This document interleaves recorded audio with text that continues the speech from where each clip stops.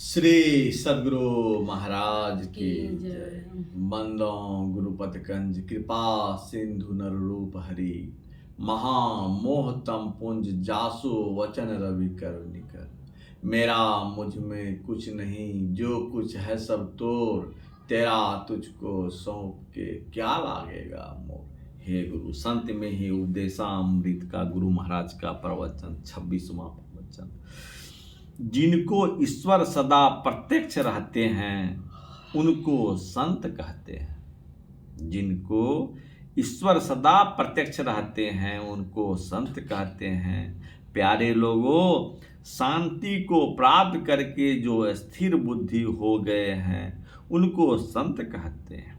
स्थिर बुद्धि केवल बोलने में लाने के लिए नहीं, जो कुछ सुना उनको स्मरण में सदा रखे रहें, ऐसे मेधावी महापुरुष संतजन होते हैं। यानी वे पूर्ण रूपेण मेधावी होते हैं। मेधा उन बुद्धि को कहते हैं कि जो ज्ञान ग्रहण किया उस ज्ञान को अपने में रख लिया, जो मेधावी हैं, स्थिर बुद्धि हैं और अंतर साधना का अंत करके ईश्वर को प्राप्त कर लेते हैं, उनको संत कहते हैं। श्रवण मनन निधि ध्यासन और अनुभव, इन चारों ज्ञानों में जो पूर्ण हो गए उनको संत कहते हैं। जैसे अच्छा सवार अपने घोड़े को काबू में रखता है, उसी तरह अपनी इंद्रियों को जो विषयों में दौड़ती रहती है काबू में करके रखते हैं, वे संत होते हैं। ऐसे जो संत हैं उनके मत को संत मत कहते हैं। इनमें झूठ, चोरी, नशा, हिंसा और व्यभिचार का त्याग और ग्रहण के लिए एक ईश्वर में पूर्ण विश्वास, उनकी प्राप्ति अपने अंदर में होगी, इसकी दृढ़ निश्चय है। केवल निश्चय ही नहीं, वे अपने अंदर किसी तरह मिलते हैं, इसका यत्न करके वहां पहुंच भी जाते हैं। जहां यह प्रश्न नहीं रहता ईश्वर कैसे हैं, अर्थात जिनको ईश्वर सदा प्रत्यक्ष रहते हैं उनको संत कहते हैं। ऐसे संतों के मत को संत मत कहते हैं। ईख का सार रस है, दूध का सार घृत है, मेहंदी की लाली उसकी सार है। जिस मेहंदी में लाली नहीं हो, जिस दूध में घृत नहीं हो, जिस ईख में रस नहीं हो, वह किस काम का।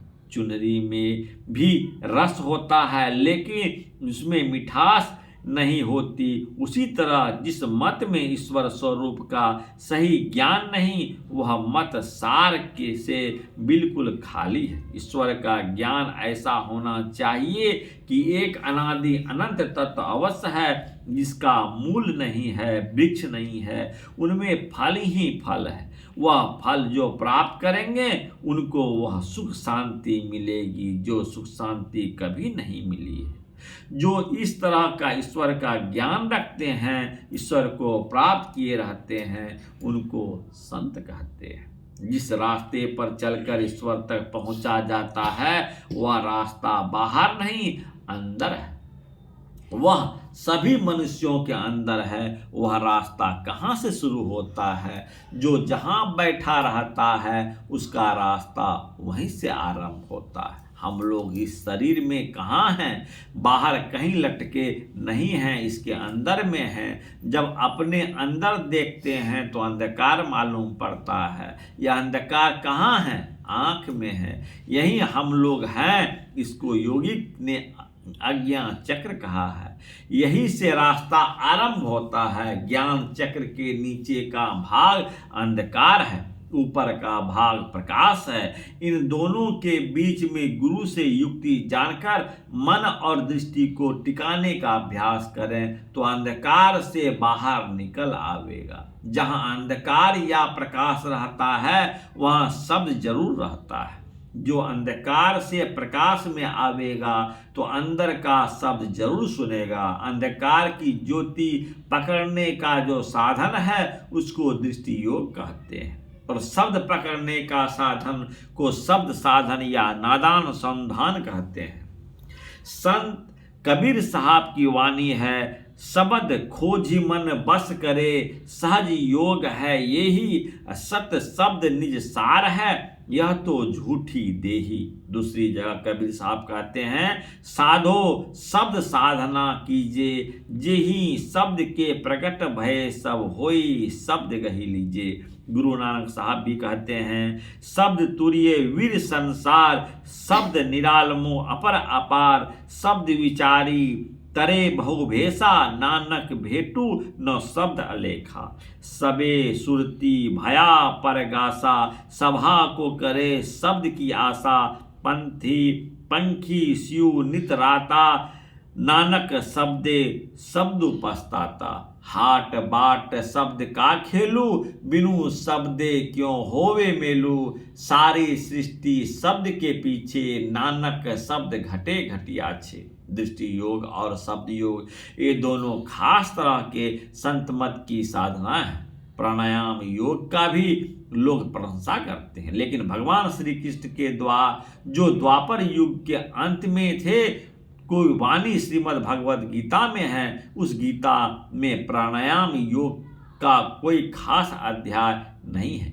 लेकिन ध्यान योग की बात जहाँ है, उसका एक अध्याय जरूर है। उसमें कहा है, दिशाओं को नहीं देखते हुए नासाग्र में देखो, इससे बिंदु ध्यान का संकेत है। उपनिषद में भी आया है, बिंदु नाद महालिंग शिव शक्ति निकेतनम, देहं शिवालय प्रोक्ता सिद्धि सर्वदेहिनाम। योग निषद में कहा है, बिंदु और नाद बहुत अच्छा चिन्ह है, यह शिव और शक्ति का घर है, देह शिवालय है, इसमें सबों को सिद्धि मिलती है। यही बात दूसरी जगह है, बिंदु नाद महालिंग विष्णु लक्ष्मी निकेतनम, देहं विष्णुवालयं प्राप्ता सिद्धं सर्वदेहिनम। योग शिखोपनिषद में है, जो बिंदु और नाद का उपासना करते हैं वे विष्णु और लक्ष्मी दोनों की उपासना करते हैं। विष्णु तमाम संसार का पालन करते हैं, संत मत संतों के ज्ञान को छोड़कर नहीं, इसमें कोई नया ज्ञान नहीं। हमारे यहाँ वैदिक ज्ञान है, वेद ज्ञान को पढ़कर जानना पहले भी मुश्किल था, अब और भी मुश्किल है। इसलिए परमात्मा ने संत महात्माओं को वह ज्ञान दिया है, जैसे कबीर साहब को, गुरु नानक साहब को, चेतन महाप्रभु को, रामकृष्ण परमहंस देव जी को। इसमें से कुछ पढ़े लिखे भी थे और कुछ पढ़े लिखे नहीं थे। परमात्मा की कृपा से इन लोगों को यह ज्ञान आ गया। इसी तरह परमहंस लक्ष्मीनाथ गोसाई जी को, धरनी दास जी महाराज को, शिव नारायण स्वामी को, जगजीवन साहब को भी ईश्वरीय ज्ञान आया। इन लोगों को गुरु से भी भेंट थी, गुरु में इन लोगों को बड़ी श्रद्धा थी। आज भी जो उनकी बातों को पकड़ेगा वह संत बन जाएगा और शांति को प्राप्त करेगा। भगवान श्री कृष्ण ने कहा है, जो इस योग मार्ग को पकड़ता है वे इसका नाश नहीं होता, इसका संस्कार उसके साथ जन्म जन्मांतर तक रहेगा, इसका उल्टा फल नहीं होगा, यह महाभय से बचावेगा। यह परम गति की बात है। हम लोग गुरु महाराज के आदेश से संत मत का प्रचार करते हैं, इसलिए कि इससे अपना भला हो और जो इसको अपनावेगा उसकी भी भलाई होगी। जो अपनी भलाई नहीं करेगा वह दूसरे की भलाई क्या करेगा। इसलिए हम लोग संत मत का सत्संग करते हैं। यह प्रवचन भागलपुर नगरांतर गंगा तट स्थित कुप्पा घाट आश्रम के सत्संग हॉल में दिनांक 26/8/1979 ईस्वी साप्ताहिक सत्संग के अवसर पर हुआ। सुक्तिकन आकिंछस्य दान्तस्य शान्तस्य समचेत्स मया संतुष्टे मनसा सर्वा सुखमया दिशा। भागवत महापुराण में है। जो सब प्रकार के संग्रह परिग्रह से रहित हैं, अकिंचित हैं, जो अपनी इंद्रियों पर विजय प्राप्त करके शांत और समदर्शी हो गया है, जो मेरी प्राप्ति से ही मेरे सान्निध्य के अनुभव करके ही सदा सर्वदा पूर्ण संतोष का अनुभव करता है, उनके लिए आकाश का एक एक कोना आनंद से भरा हुआ है। श्री सद्गुरु महाराज की जय। प्यारे बंधुओं, जरूर सबको सुनाएं और नित्य प्रतिदिन गुरु महाराज का 251वां खंड पर प्रवचन है। तो इसको निरंतर हम इस प्रवचन को आप लोगों के पास रखते हैं। ज़रूर सब्सक्राइब करें, ज़रूर फॉलो करें और एक दूसरे को शेयर करें। यही हम आशा करेंगे, विश्वास करेंगे। सबका उन्नति हो, सबका भाग्योदय हो। हे प्रभु, जय गुरु महाराज, श्री सद्गुरु महाराज की जय।